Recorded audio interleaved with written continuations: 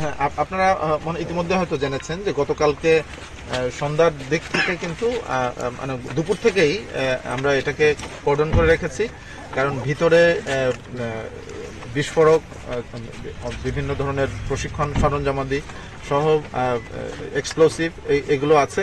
তো যে কারণে এখানে আসলে নিরাপদ না। তো আমাদের প্রথাগতভাবে আমরা যেটা করে থাকি যে এটার যারা এক্সপার্ট তাদেরকে দিয়েই এগুলো আমরা কাজ করিয়ে থাকি। সেজন্য আমাদের বোম অ্যান্টি টেরোরিজম ইউনিটের বোম ডিসপোজাল ইউনিট এসেছে।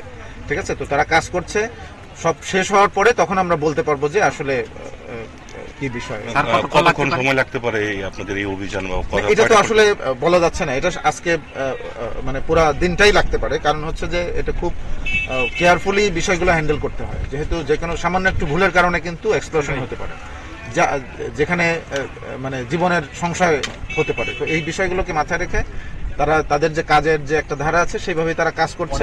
কাজ শেষ হওয়ার পরে তখন আমরা কথা বলতে পারবো। পেয়েছি ওখানে, তারপরে কিছু এক্সপ্লোসিভ আছে, এক্সপ্লোসিভ তৈরি করার সরঞ্জামাদি আছে, তারপরে বিভিন্ন ধরনের প্রশিক্ষণ নেওয়ার জন্য, এই ধরনের কাজ নেওয়ার জন্য বিভিন্ন ইকুইপমেন্ট আছে, সরঞ্জামাদি আছে। তো এইগুলো মানে পর্যায়ক্রমিকভাবে নিরাপত্তা নিশ্চিত করে তারপরে ইভাকুয়েট করতে হবে।